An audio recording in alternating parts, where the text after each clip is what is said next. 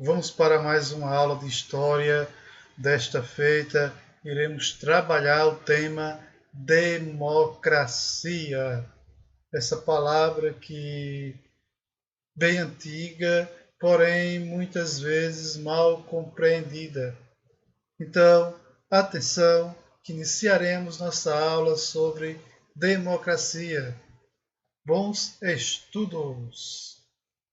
Quando falamos em democracia, temos que ter ideia que basicamente é um regime de governo cuja origem do poder vem do povo.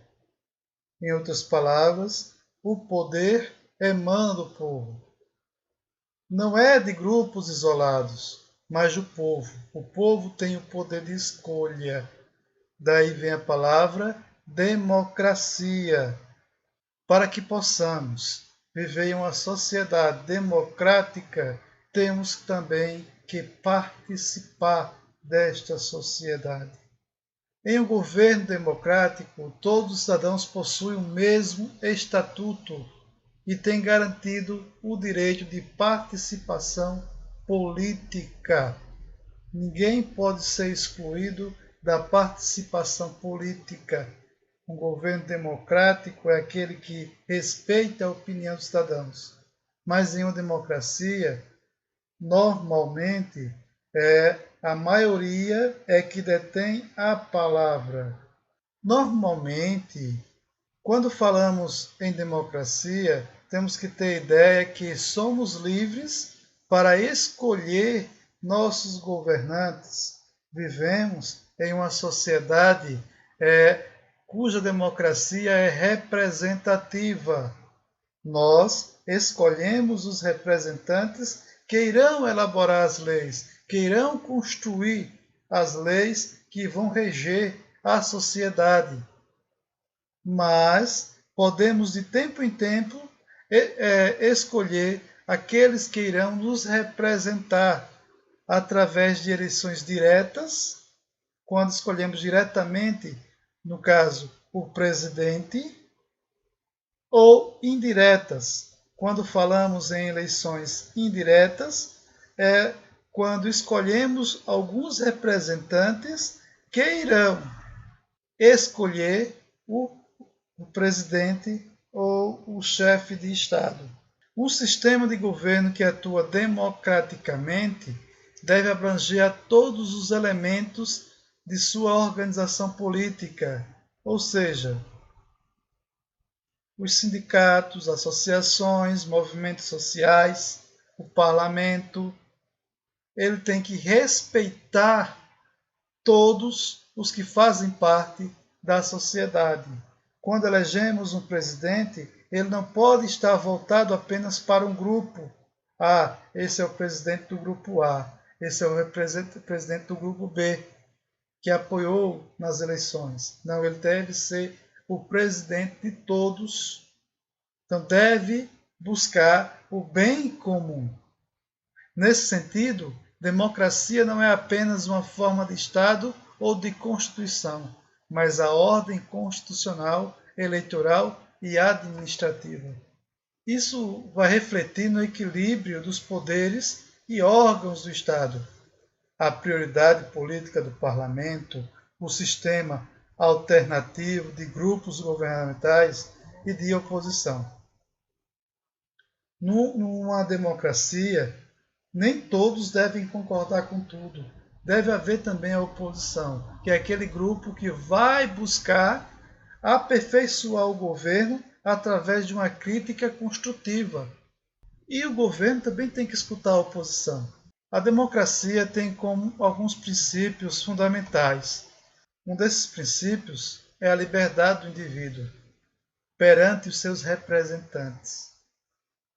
Os representantes não são maiores que o indivíduo.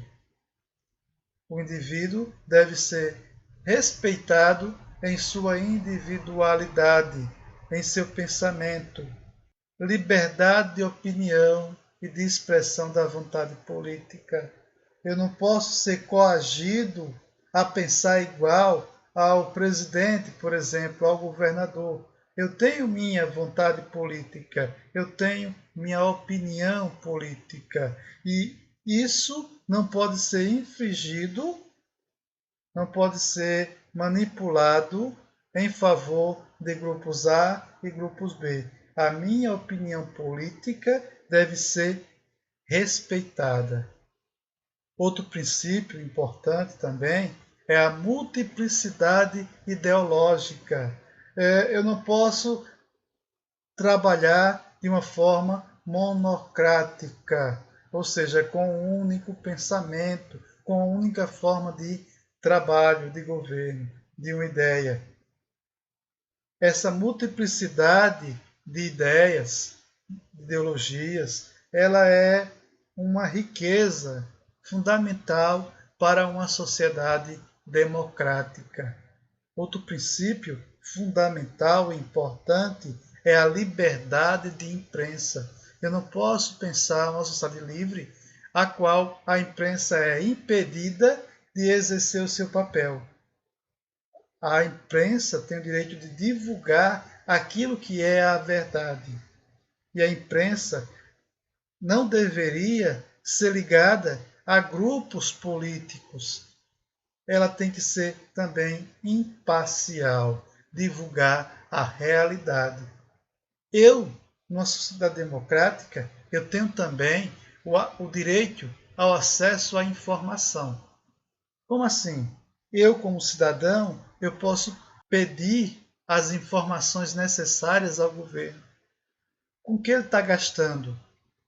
Por que ele está fazendo isso ou aquilo? É um direito que eu tenho. Por isso existem diversos portais de transparência que o cidadão tem o direito de buscar informações. Caso não tenha informação que ele quer nesse portal, ele pode entrar com pedido de informação. Igualdade dos direitos e oportunidades favoráveis para que o povo e os partidos se pronunciem sobre todas as decisões de interesse geral.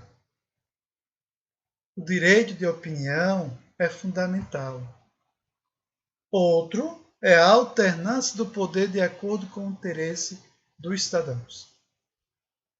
Eu tenho o direito de escolher periodicamente quem me representa. Não é apenas uma escolha para o resto da vida, não. De tempos em tempos, eu tenho o direito de escolher. Infelizmente, nossa sociedade está deixando esse direito de escolha de lado. Observa-se que nas eleições a quantidade de abstenções.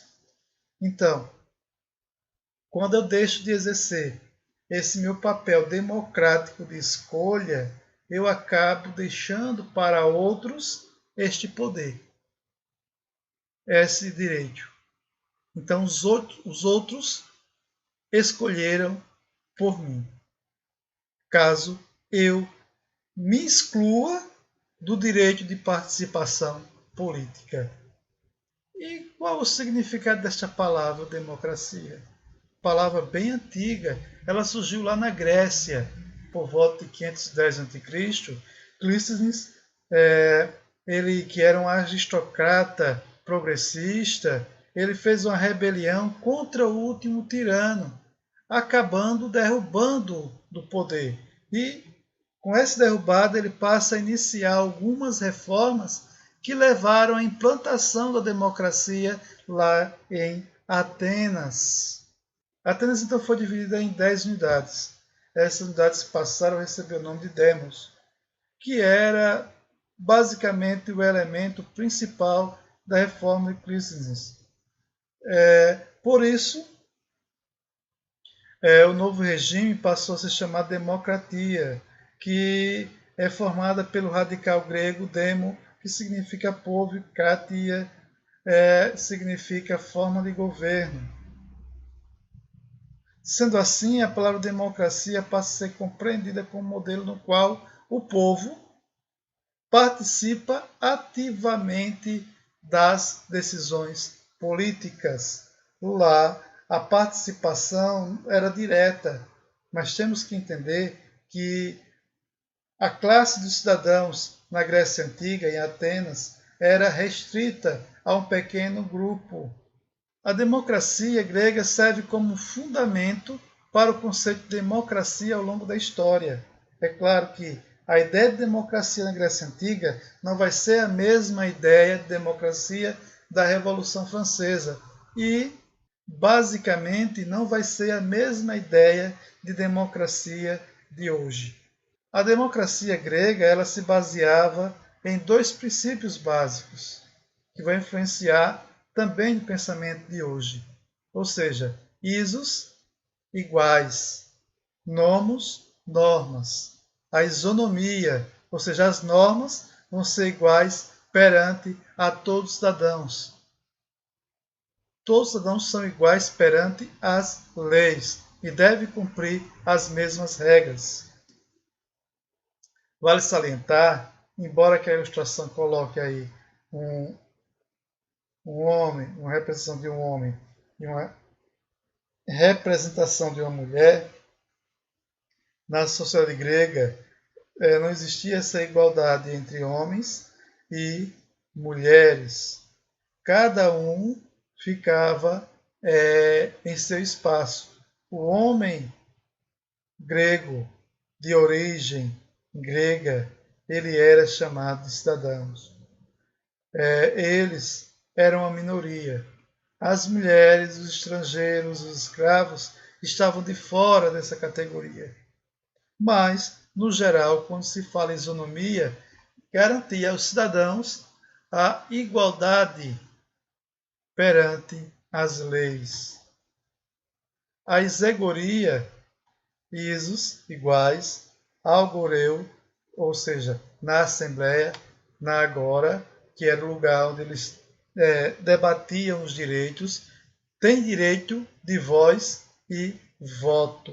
Ou seja, quando eu falo isegoria, é quando que todos os cidadãos têm direito a ser ouvido e a falar, a tomar decisões. Assim, podemos resumir que a participação dos cidadãos era a base do modelo grego. E ainda hoje, o direito à voz, ao voto e a igualdade perante as leis são as bases para o regime democrático. Então, vamos para a atividade. Não deixem de responder. Na atividade, vocês deverão ir até o Classroom, abrir #história e lá vai encontrar a atividade democracia.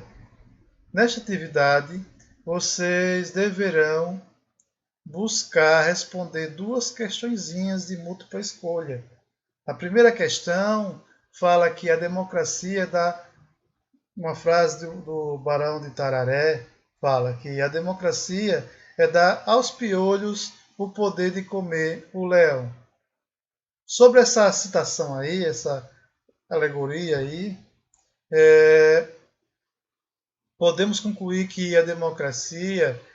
Então, leiam as alternativas e apenas uma vai estar correta. Na segunda questão, vai uma citação tirada do livro de Patrícia e Miriam, das Cavernas do Terceiro Milênio, que é um livro didático.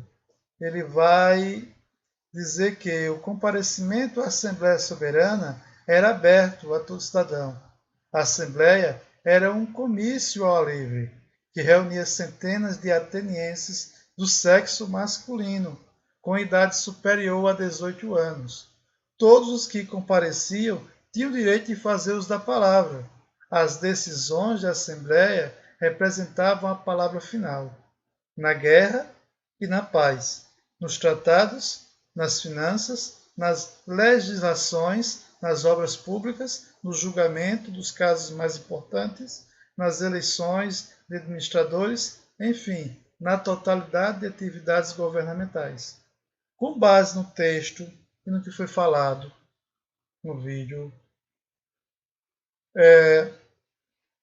vocês deverão escolher apenas uma dessas alternativas.